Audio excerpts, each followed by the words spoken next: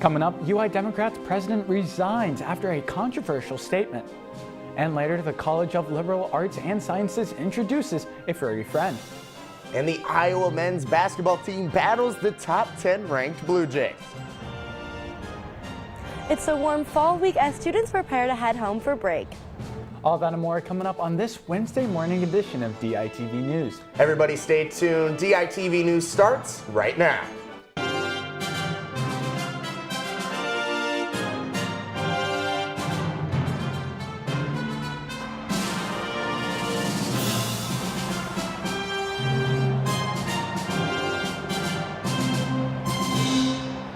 Good morning and thank you for tuning in live to DITV and KRUI 89.7 FM. I'm Michael Merrick. And I'm Johnny Valtman.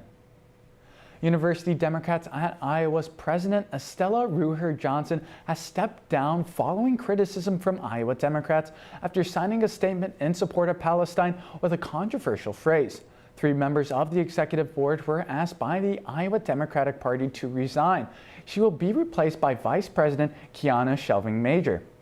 The former president's stated resignation was not the outcome she preferred. However, she felt it was in the best decision to give the diminished role of her position as a result of the backlash. Later this week, leaders from the University Democrats and Iowa organization will meet with the Iowa Democratic Party chair, Rita Hart, to discuss the incident further. On Tuesday, Iowa Senator Joni Ernst joined demonstrators in their march in support of Israel. The march was a bipartisan effort led by Senate Majority Leader Chuck Schumer and Speaker of the House Mike Johnson. Ernst has been a staunch supporter of Israel, visiting the country multiple times since the beginning of the Israeli-Hamas war on October 7th. Israel and her people hold a very special place in my heart. Do not let the United States cower when the world starts to. Stand steadfastly in your solidarity. Ernst has also been a harsh critic of universities that allow pro-Palestinian protests. In October, she joined a group of lawmakers in an effort to take away Pell Grants from universities, failing to curb anti-Semitism. And Michael, the weather out there in D.C. looked nice, and it's been nice here in Iowa City. Yeah, definitely. Whenever it's November and we're getting 60-degree days, I mean, I can't complain. Me neither, and we're going to send it outside to Hannah Lipsky, who is live outside the Pentecrest with more on the weather. Hi, Johnny. I live on the Pentecrest where it's currently 45 degrees. Although it's a bit chilly this morning, the sun's coming out, which means you might not need your coat on later today. Temperatures are expected to peak at a warm 65 this afternoon, but will drop back down to 45 later tonight. Tomorrow will feel similar at 66 degrees, but much windier, with gusts reaching up to 34 miles per hour. I'll get to the week ahead in a bit, but for now, I'll send it back to you guys in the studio. The House of Representatives has passed a spending bill which is expected to help avoid a government shutdown. DITV's Ryan Lynch has more on how the bill was passed. The bill was passed with an over 2/3 majority and bipartisan support for the measure. 2/3 being in the affirmative, the rules are suspended. The bill is passed. 127 Republicans voted yes and 93 voted no to the bill. 209 Democrats were in favor while 2 voted no. It's critical that House Republicans do their job and work in a bipartisan manner so we sustain this progress. The bill is the first one to pass under new House Speaker Mike Johnson. I think that Mike has inherited a mess, and he is doing his best to work through that mess. And that mess right now needs to receive a bipartisan solution. The bill will provide funding for some areas through January 19th, and other areas of the federal government will be funded through February 2nd. The bill will still need to pass in the Senate and be signed by President Biden for the government shutdown to be avoided. This is Ryan Lynch, DITV. The bill is only a temporary fix, and Congress will need to pass another bill before funding dries up again. Mercy, Iowa City is now officially owned by the University of Iowa. We have Daily Iowa News editor Alejandro Rojas in the newsroom with more on the months-long journey, which has had many twists and turns. Thanks, Johnny. That's right. DUI recently completed its purchase of Mercy, Iowa City after a months-long process. This all started after Mercy filed for bankruptcy in August. This came after some of its lenders and investors filed a petition for it to be placed in a receivership, or a legal place in the responsibility of others, typically meant to help companies avoid bankruptcy. Around this time, DOI offered to buy the hospital for approximately $20 million, starting an auction for the hospital. In October, another bidder joined the auction, later revealed to be Preston Hollow Community Capital, a private equity financing company. In mid-October, they were actually declared the winner of the auction. However, in a twist 2 weeks later, DOI was declared the winner. The sale was finally completed on November 6th after a bankruptcy court approved the sale. DOI said it will officially merge with Mercy next year, but that operations will remain as normal. Back to you, Johnny. Thanks, Alejandro. Standing with their support of Israel and bringing in a North Korean defector, the Young Americans for Freedom at the University of Iowa has had a busy week. Covering both of their events, I have more on what each event was hoping to bring awareness to. So we're hoping to send that Israel is one of America's greatest allies and that we fully support them in the conflict.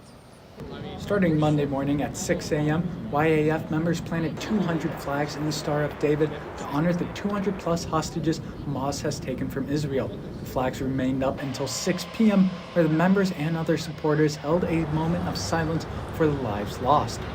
By having this table, discussing with people on both sides, kind of helping us get to a proper solution, and otherwise, if we weren't out here doing this demonstration, this dialogue wouldn't be happening. After tearing down the flags, members then went to the sidewalks for promotions for Tuesday night's event. Yeonmi Park, who escaped North Korea as a kid and an avid believer in capitalism, gave a talk and a Q&A at the Iowa Memorial Union Tuesday night. Her experiences as a child led to her strong belief in capitalism. And the death from communist regimes are continuing up until 21st century. Slavery officially ended, but the communism didn't. With the lack of rights such as freedom of speech, expression, and many others, Park speaks avidly against communism and socialist regimes based on what she experienced under one. The biggest crime that you can commit in your life in North Korea is criticizing the fat dictators and the Communist Party. Back-to-back events, YAF will get a breather with Thanksgiving break next week. Researchers at the University of Iowa are studying pigeons in an attempt to better understand artificial intelligence. The study is co-authored by UI psychology professor Edward Waterman, who's been working with pigeons for over 50 years. In the study, each test pigeon was provided with 2 buttons containing lines of differing orientations and widths. Pressing the correct button gave them a treat, while pressing the other did not. Through trial and error, the pigeons learned to press the same button to receive a treat. The study found that this process corresponds with AI computer software. Recently, Iowa City installed a solar panel array on top of its public works facility. The solar panels were added as a way to meet emission reduction goals for the city as part of their climate action plan.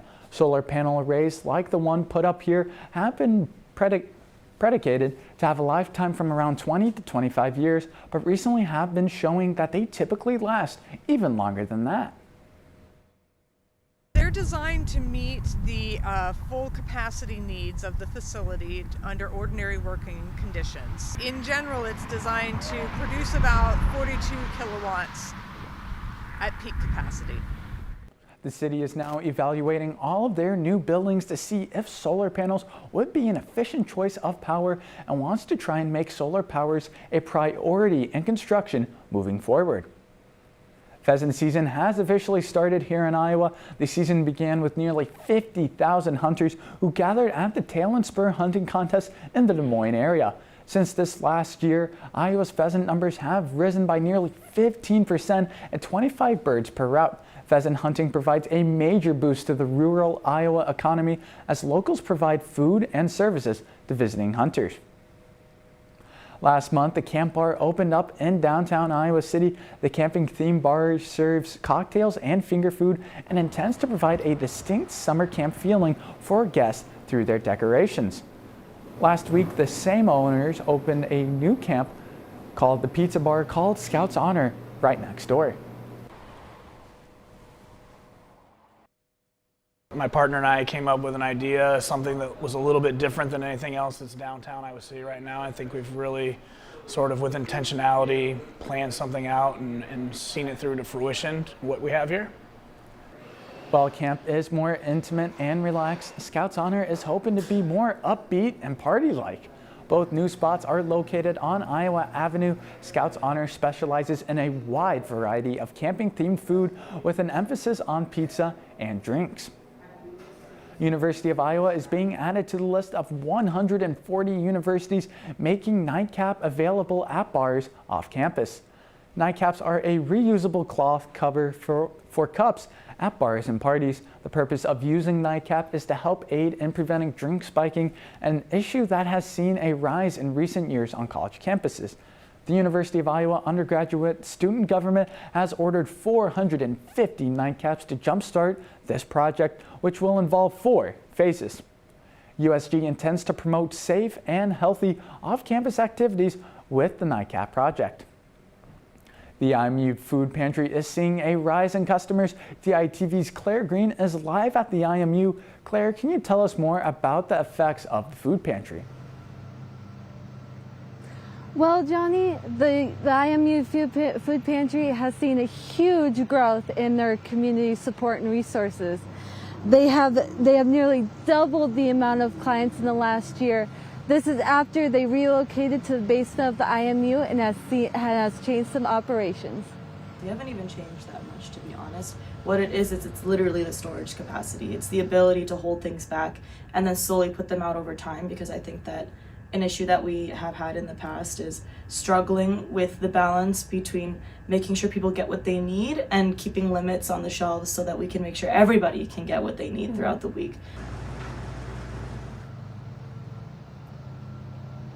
A majority of the increase has been from undergraduate students. In the past, the main clientele has been 60% graduate students. Now undergraduate students have increased by 20%. The University of Iowa is these increased trends to the increased visibility of the market, and are glad they're able to help more people. Back to you, Johnny. Hy-Vee will be closing all of their stores next Thursday for Thanksgiving Day. This will impact 550 different locations across 8 states in the Midwest. This will allow over 90,000 employees to spend this holiday season with their family and friends. This will be the case for Christmas as well, with Hy-Vee CEO Jeremy Gosh saying that he wants to show his appreciation for the hardworking employees.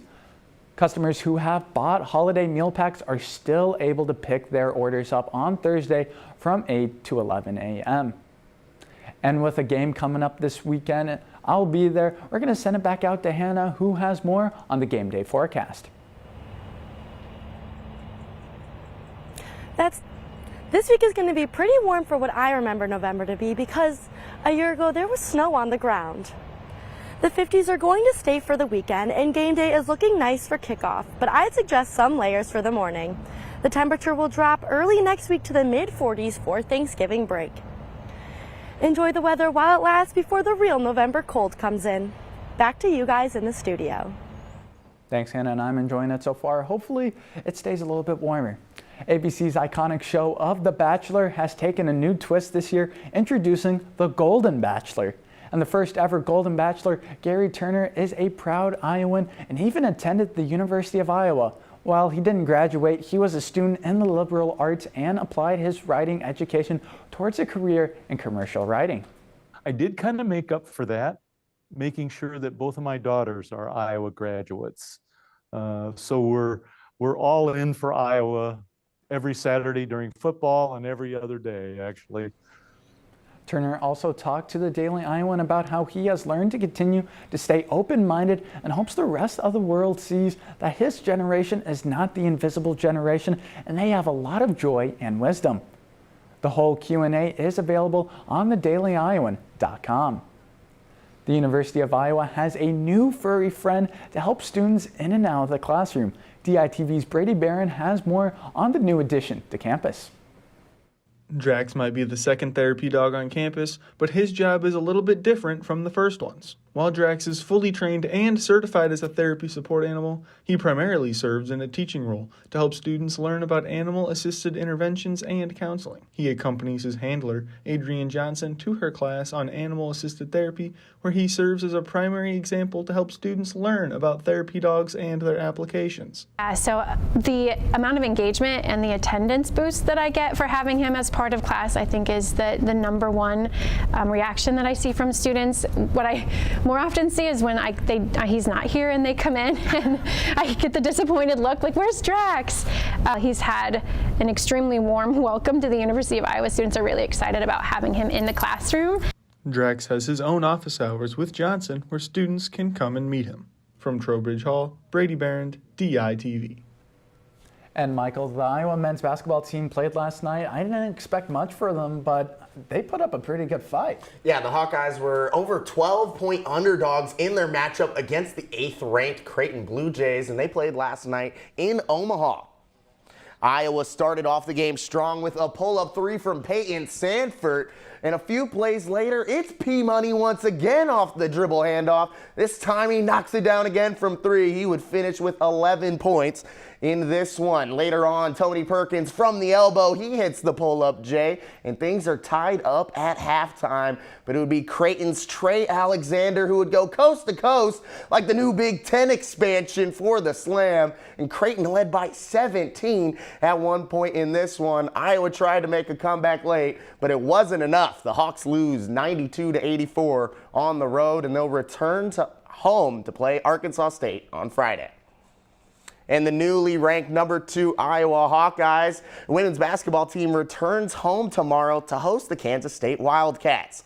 Hawkeyes are coming off of a dominant performance in Cedar Falls, winning that in-state matchup 94-53, in which Caitlin Clark became Iowa's all-time leading scorer behind her 20-point triple-double. And K-State is heading into tomorrow's matchup behind a 77-39 beating over Arkansas Little Rock. They were led by Aoka Lee, who put up 32 points and 10 boards. Lee moved into number 6 in scoring in Wildcat histories. But here are 3 things to watch out for in tomorrow's game. Starting off, can Gabby Marshall continue that strong shooting we saw against UNI? If Marshall and the rest of those Hawks can find their shot from deep alongside Caitlin Clark, it's going to be a tough team for anyone to beat Iowa this year. Also, keep your eye on how Iowa's post is going to handle Aoka Lee in this matchup. Lee is averaging 23.5 points per game and nearly 3 blocks per game as well. So if this will be another early test for a young Iowa front court. And finally, just how many points is Caitlin Clark going to score in her return to Carver? After breaking Iowa's all-time leading scoring title on the road, it wouldn't be too surprising if the National Player of the Week wanted to put on a special show for the over 15,000 strong in Iowa City. And the Hawkeyes football team may have clinched a share of the Big Ten West crown this past weekend, but they're not letting that become a distraction as they still have bigger goals on their mind. I think this is the first time where we have really controlled our own destiny without anyone else needing to do something for us. So we understand how rare that occasion is. I mean, obviously being bowl eligible is big, but here at the University of Iowa, that's not enough. I mean, we believe we can beat anybody we play. Being favored in this matchup, they know that they can never take the Fighting Illini lightly. So they had a really good football team last year, and they come in here right now, I think with a lot of momentum. They've won 3 out of their last 4 games, playing really well. I feel like every year when we play Illinois, they always cause a lot of turnovers. Like, they're always punching for the ball and get a lot of interceptions. So just playing clean football is something we'll have to do. The Hawks can clinch their trip to Indianapolis in the final year of the East and West divisions with a win on Saturday, making Senior Day even more special. And the Iowa men's cross-country team didn't qualify for the NCAA championship as a team, but they will be represented in Charlottesville, Virginia by junior Max Murphy. The Bettendorf, Iowa native placed 9th overall at the regional meet in his first ever collegiate 10,000-meter race, and Murphy etched his name into the record books as well, using his time to climb to 7th all-time in program history. The national championship meet will take place on Saturday at 10 a.m. And it's good to see that. And thank you for tuning in live and watching DITV this morning. I'm Johnny Valtman. And I'm Michael Merrick. And have a wonderful Wednesday.